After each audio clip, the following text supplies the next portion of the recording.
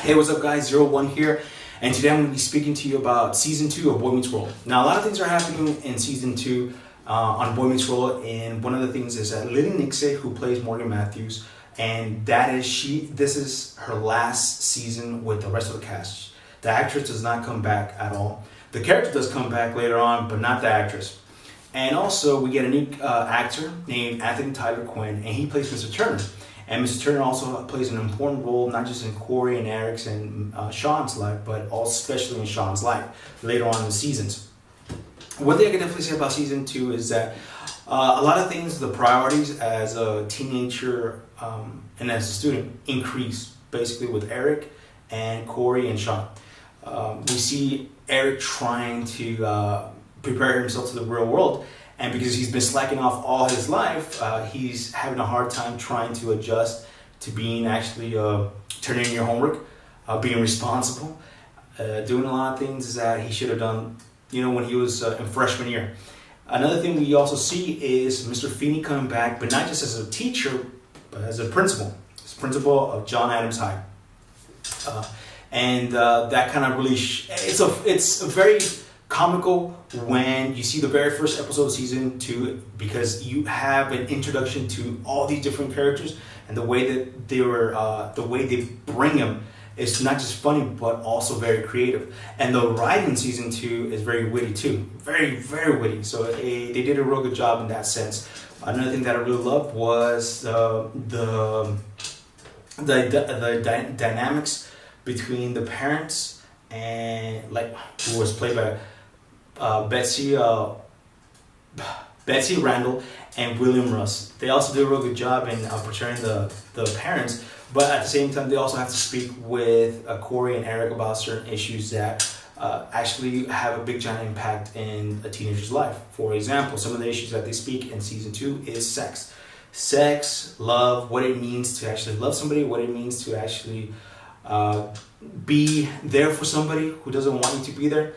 One good example is episode 15. Episode 15, I believe that it's breaking up is really, really hard. And basically that speaks to the audience that you can't just expect to get involved with somebody in a relationship, commit a relationship, and then after you finish using them, or after you're feeling that you really don't want to be around them, just hit them off to the curb, or just using them and manipulating them. Some of the episodes I do have warnings because there's certain contents that 8, 9, 10, or even 11-year-old, especially a young lady, shouldn't be exposed to, because then it starts really kind of being, it starts teaching certain principles to teenagers that you really don't want your 8 or 9-year-old start doing, like being very, very, very, very, very, very shallow and being controlled by hormones at the same time. So that's a whole different ball, or that's a negative you can say about Season 2, because it starts showing that certain characters are shallow and they just start thinking about how to actually get what they want. But at the same time, especially with the Shawn character, you really don't see too much of a consequence in that area when it comes to manipulating young ladies. With Cory, he's always getting the end of the stick, and he's always ending up learning new lessons about life in school and life also at home. I think some of the negatives I can definitely say are here. I have them right here, so I won't forget. Looking out for you guys. Pairing off, manipulating young ladies. I think in this episode, either Shawn Hunter just does his famous, Cory, I need to speak to you. And bam, he gets shallow young ladies around him. And another one would be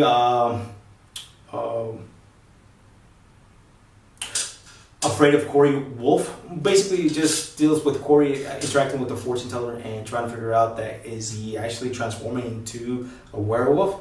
And some of the things I could definitely recommend to the audience is please stay away from fortune tellers, because there's nothing good in them. Guarantee you. Another episode will be Wake Up Little Cory, that deals with pairing up with the opposite sex and doing a videotape about love and sex, and also dealing with either you're going to tell the truth or you're going to run with the lie that people assume that you have been implicated on. I think another one would be Fear Strikes Out. This one, it was weird because I was watching behind the scenes, or actually watching commentary from Michael Jacobs and Ben Savage and Danielle Fishel. And Ben Savage literally says that, hey, I don't understand this. Why is Cory's mom so happy that Cory went to a makeout party, even though he's like 13 years old, or 14 years old, I think. And so it's pretty funny, but at the same time, it's like, well, what do you expect from Hollywood?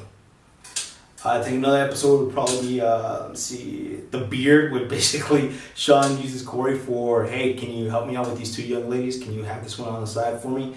And, I'll take this one. And another one will be On the Air. And On the Air is kind of dealing with what happens when you give a youth too much authority or too much of a chance to mess up, especially when you give them like a video camera, or when you give them a radio station, or when you give a teenager access to an editing room and be alone with a young lady. So there's a lot of those type of issues that I can say at the end of each episode, the cast and crew did a real good job in actually showing there's consequences for your actions. So I really love Michael Jacobs in portraying that to the audience. Thank you so much, Michael Jacobs. And another episode that I recommend you guys watching, and it's a real good one, is basically Wrong Side of the Track. On Wrong Side of the Track, it does a real good job in showing who and what it is to be a real friend. A real friend. Not a friend, but a real friend. And basically Shawn Hunter ends up interacting with the wrong crowd, and Cory and Turner trying to help him out and trying to show him that you don't have to be like that. You have a choice. And Shawn to him is like, well, I was born into this, so I have no choice.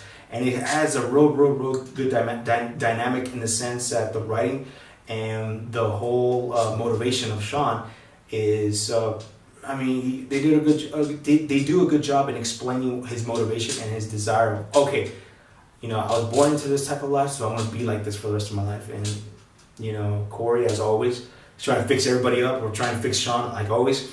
So they did a real good job in that sense. Please, if you have anything to say, put down in the comments. Be responsible, be constructive, and come on.